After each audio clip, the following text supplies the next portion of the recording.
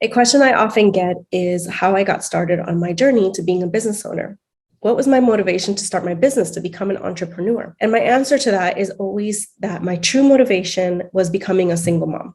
I'm a single mom of 3 girls, and I did start a business way before that. I was 19 when I first started my business with my sister, but life got in the way and we didn't really set it up in the way where it was like a long-term sustainable business. And now that I look back on that time, I feel like it was more of a lesson for me. It was a lesson that there was this opportunity to do things differently, so that I could make money from a business and get clients. That realization opened up for me because I actually got to do it with my sister and saw results from it. We were super excited when we cut our first paycheck and we had clients and we were doing really well. So I really got to see the potential and the opportunity that was available to me. So when I became a single mom of my 3 daughters and saw the same miserable paycheck every other week, I was just getting this small paycheck and I was not able to cover all the expenses that we had. It's just me and 3 kids. And at the time, they were all 5 and under. So, you have diapers and food and childcare and everything else that you can think of to just live. And this paycheck was just not cutting it. And on top of that, I was going to work every single day from 9 to 5. And it was the same routine every day. Wake up early, prepare the kids for childcare, then go to work, come home, clean up, cook dinner, get everybody ready for bed, and do the same thing all over again the next day. For me, that is insanity. I do not like routine. I go crazy. I don't like any of that. And it wasn't meaningful work. And I wasn't able to spend time with my daughters. We were doing the same thing every evening, and the evening would go by really fast and just not really being there. And they were little, they were still really little. I wanted to be with them. So I was like, hell no, I know I could do things differently and I could be there for my kids the way that I wanted to be. And I didn't have to be in this horrible cycle, this horrible routine, and just not having enough money for the things that we need. So I was like, this is not going to work. It's time to do something differently. And so that's really where my motivation came from. It was just being there, and I wanted to be home. I wanted to do all the things that other moms could do if they had a spouse, walk their kids to school in the morning, pick them up every day from school, not have to answer to anybody when you need to take a break during the day to go see a little play that they might be having, or maybe they're feeling sick and you need to go pick them up, not having to answer to anybody for those things and just being able to do them and be there for my kids. That's all I wanted to do. It's now been 15 years since I became a mama, and I've learned that there's these 4 specific things that I feel really helped me balance all of that and really run a successful home and a successful business at the same time. And so that's what I want to share today with you in this video for all you amazing, beautiful mamas that are business owners, or maybe you're a mama looking to become a business owner. Hopefully what I have to share with you today will be super helpful.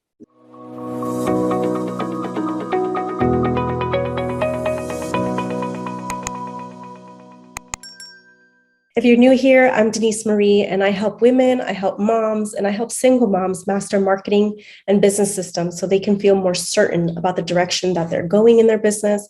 They're feeling more certain about where their focus should be, and they're creating the results that they want in their business. So when I first started my business, a lot of help was not available to me, and paying a nanny was not realistic for me. Paying for a childcare, it was really expensive, and I had to get really creative about how I worked and when I worked until I was able to grow my business and increase my income so that I could get a nanny, so that I can get cleaning services, or so that I could invest in whatever I needed to help me run things smoothly and efficiently without going crazy. I had 3 daughters at the time. They were all under 5 and they're 2 years apart each.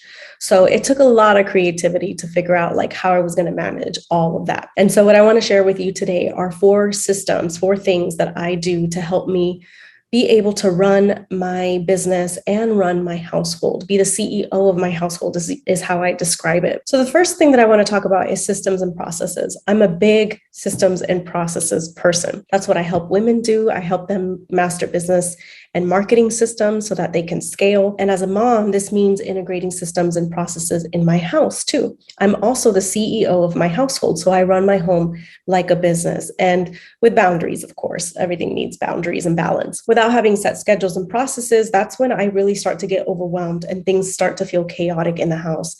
And then it feels like there's too much depending on me, falling on me, and one person can only handle so much, right? And it's 3 against 1. So having them take responsibility for themselves, gain independence, contribute to the household too, that's really important for things for them to learn, not only to help you out, but it's also helpful for them as they grow older to have that, to have those skills so that they're able to eventually, grow up and take care of themselves. And they want to feel like they're contributing to the house too. That's important to kids. It's their home. So systems and processes in the household keep things running very efficiently, and it makes sure that everybody is contributing what they should be contributing to the house. So some examples of systems in your house could be a household chore system. And there's all kinds of chore systems. I've actually used several throughout the years that adapt to how old they are. So starting from around, I would say 4 or 5, they can start contributing in some ways to the house. Maybe even younger, 3, they can pick up their toys, small things, but having systems that kind of grow along with them for their age group. Today, we just have a basic calendar that's visible next to the kitchen, and everybody knows what that schedule is, and we follow it as a system. And there's a rotation in the house for things like when one of them does dishes and one of them does the floors, or when one of them bathes the dog, or one of them takes the dog for a walk. So there's a whole set rotation system that we follow, and they can see that every single day visually all the time because they're walking by the kitchen, in the kitchen. So it's very easy. Another one is having an organized, color-coded calendar. So I mentioned one for the chore system, but even just having a calendar system for other things, if they're involved in sports or if they have other hobbies, and if you have things that you're doing for yourself that relate to the business, or hobbies for yourself, self-care, having a calendar that everybody shares and collaborates with is really, really useful. And if they're a little older, then, they have devices, you can start using like a Google Calendar and share a Google Calendar and collaborate using that way. And honestly, that becomes super helpful when they get into teenage years, because for some reason, you just become a taxi and it's all about them, driving them around. And so having a calendar where everybody kind of sees each other's schedule makes sure that everybody is staying considerate, and there's a way, there's a system going in the house. Another one is scheduled family meetings. Family meetings are huge in my house. We've had them since they were little, and we still have them to this day. So having that kind of like as a process for how things will be done or how communication is done, having scheduled family meetings and making sure everyone is contributing their voice and their opinions, and they know that things can be brought to a family meeting to discuss, important things that are going on. That's huge. And the fourth one is consistent work and activity schedules. So kids need consistency. They do need routine. And so making sure that things are consistent for them. So let's go back to the chores, for example. It's every Sunday was my house chore day, and we were not going to do anything else until those chores were done on Sundays.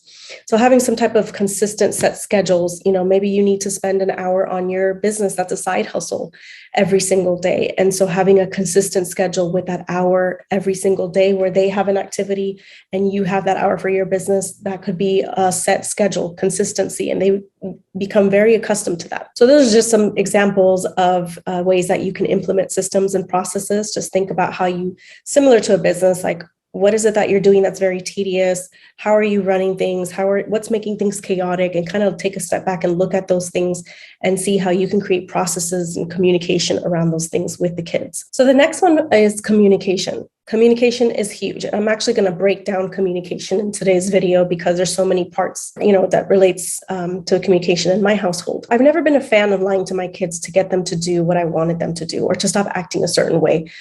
You might think I'm a horrible person, but I didn't even teach them about Santa or the Tooth Fairy. And I know that seems like, oh my God, you didn't even let your kids have an imagination. But I told myself that I have 3 daughters, and I wanted a very open line of communication from the start so that they would always feel comfortable telling me whatever they needed to tell me throughout teenage years, throughout adulthood, being able to trust each other with anything we needed to say. And in order to do that, we did need to have a space of trust and respect. So since a young age, I've always told them the truth and would explain things. And if they would ask me questions about certain things, it wasn't so much that I was instilling a specific belief. It was more like, well, some people believe this, or some people believe this, or some people believe this, or it could work like this, or it could work like this, or it could work like this. There was always options so that it wasn't so much like, this is what I believe and this is what you're going to believe. It created a space of trust and respect that went both ways. And I believe in giving kids the benefit of the doubt. Kids understand so much more than we sometimes realize. They're listening to everything you're saying. They're looking at every action you're taking. And when you communicate with them, they will begin to understand. And of course, you're adapting to their age. You're tailoring it to their age. So you're also taking that in consideration at the same time. What age group are they in? How much do you say while they're in that age group? So all of that, of course, you need to think through. But they do understand. So really give them the benefit of the doubt. Don't think that they won't understand. Really take the time to communicate and explain what needs to be explained to them. So 3 things that worked for me as far as communication is, the first one is advance notice and repetition. Kids need repetition. Fortunately, and to this day, I still have to say everything 3 times, because for some reason they can't just all be listening at the same time. Don't ask me why. So I have to repeat. I'll get asked one thing, and then the next one will ask, and then the third one will come. So I already have to repeat it 3 times.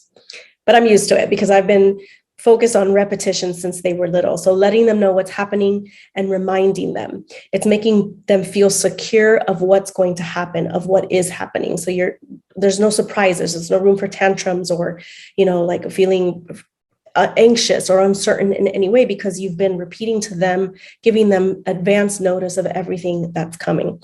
So a lot of times that would be saying, this week, we're going to do this, this, this. Remember, this week, we're going to be doing this, this, this, whatever the case is. But I would always give advance notice and also repeat it to them over and over and over again. The second one is family meetings, which I mentioned a little bit earlier. So like I said, these are huge in my house, and we still have them to this day. The great thing about family meetings is it allows for transparency, and they get to have a voice. They get to say what's going on, what they're thinking about things. They get to share their thoughts, and you get to let them know what's happening. So we don't have them as often anymore, but they do come up when big changes are coming. Anything in schedules are going to be changing, new activities, anything that, any change that's being brought about, then we have a family meeting. So an example is a few years back, it was closer to when I first became a single mom and I had to start the business. I started it as a side hustle. I also decided to go back to school because even though I had real world experience, I've always worked with small business owners. I felt like I also wanted to get my degree just for credibility purposes. So I decided to go back to school, and I had already started going to college. I had gone to Arizona State University, but I didn't finish because I ended up getting married really young and having my daughters. And so one of the beliefs that I have is always start what you finish. And so that was another reason why I wanted to go back to school to get my degree. So it was going to be really crazy because I had my side hustle. I had the 3 kids, plus we had a dog, plus, just whatever goes along with taking care of the dog and the kids, the household. And I got a full-time job to support me while I was still building my side hustle. And I decided to go back to school. And so when I went back to school, I also did a program that you would finish within 2.5 years. So it was like this expedited degree program. So which meant a lot more homework and a lot more work, very fast paced. So I know I'm crazy to add on all of that at the same time. So I knew it was going to be a lot, and I was going to be sacrificing a lot of family time. A lot of, of our time would be spent, my time would be spent focused on what I needed to do to be able to do all those things at the same time. And so I called a family meeting, and I said family meeting time, and everybody sat down, and I explained to them the what, how, and when of everything, why I was going back to school, how was it going to change our life? How were things going to be different? What we were probably not be able to do anymore for a while, or things that we were able to do, that I was the type of help that I would need from them, their support for me to be able to do that, and why that was important, that it was going to help our family to get ahead, to have more flexibility, to make more money, and that all benefited all of us. So basically, I just explained everything. And of course, the way that I always end my family meetings is any questions, comments, or concerns. And it's so funny because the girls, they use that all the time now. Any questions, comments, or concerns. And it's because I always use that in our family meetings so that they can have a voice and show their concerns and what they were worried about. And then we could talk about it. So just any big change, it's just a great way to be able to sit together as a family and build that communication line and have that trust and respect that you're you're sharing things with them along your journey too. So the third part about communication is a phrase that I've used for a really long time with my daughters is there's my time and there's your time. Still say it to this day, even though they're older, been saying it for a long time. And basically it was just letting them know that everyone in the house gets their time. I will take you to the playground for a few hours, and that's your time. I sit there and I wait for you to have your fun and your time. We'll go to the theme park, and that's your fun. And there's mommy time. There's my time to do the things that I need to do. And it helps build respect for the time that I need for my stuff. So builds respect and consideration that everybody gets their time to do what they need to do. It's not always going to be all about them, or it's not always going to be all about me. And part of that to make it work is keeping promises. If you say you're going to work for a few hours and then take them to get a treat for something, then make sure you stick to it and you do it. Always do what you say you're going to do, because that's that trust factor. And they know they can count on you to do your thing, because it means that they're going to get to do their thing too, and they'll get the reward from it. So for example, it's summer break, we always have to kind of transition and kind of fall back into like everybody's home. And it's a little challenging in the beginning to get used to that phase again. I also don't want them to be bored the whole summer and sitting on devices. And so a lot of times I'll say, well, I just need the morning to work and to get a few things done. And then after I finish, we can go and do what you guys want to do to go have fun. Like, what do you guys want to get into today? We'll do it, but I just need the morning. But I make sure that I do what I said I'm going to do. I arrange my schedule. I arrange my work to make sure that I have that set amount of time. I'll wake up early if I need to than usual. Like if usually I wake up at 8, I'll wake up at 6, and I'm working from 6 till 1 or 2 to make sure that I am off the computer and there's no excuses whatsoever. I'm going to be off so that I can then go take them to do what they need to do. So it still happens in my household even today, all the time. And I make sure that we're communicating about that, and there's the respect of my time and your time. So I know that was a lot for communication, but it's one of the most important things factors to make things work, to make things run efficiently with you as a parent, with your kids. Communication is everything and everywhere, whether you're at a business with team members, whether you're at home with your kids, in relationships, everything is communication. So I wanted to make sure I covered those 3 components of communication. So the third one is creating your home to function for your specific family, tailoring and customizing your home to work for you and your kids. So for example, in my last house, we had this huge formal dining area space. And I'm like, how often do we have formal dinners? Never. I will probably never use that space if I create it the cookie cutter way that everybody says that you should set up your home with a formal dining area, because that's just what everybody does, right? It's created for that. It's called the formal dining area, and we'll just tend to just use it for that specific purpose. But for me, it's just going to be wasted space. And so what I decided to do is I customized the area to be like an art recreational area where my daughters would have everything they possibly needed, where they could still feel like they're in the home with everyone else, with each other and with me, but they have that dedicated space with whatever they needed. So if they wanted to, go on the computer to play games, there was a computer set there. If they wanted to paint or play with slime or whatever they wanted to play with, all of those things were there in that space.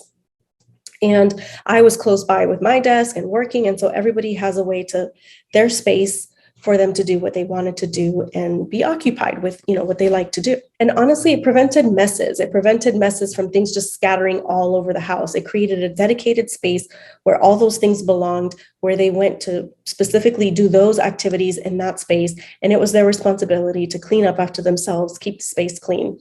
And so it just prevented things from scattering all over, throwing toys all over the place or having things in different areas, and creating more stress for me about having to worry about cleaning up more areas around the house because things were all over. So definitely customizing your home and creating dedicated space for specific things, for specific activities. So look at your house and think about what your kids like to do, and think about how spaces are being used or not used, and how can they be converted to make it much more functional for you and your family. When you're a business owner and you're working from home, this is huge because you spend a lot of time at home. You're always at home.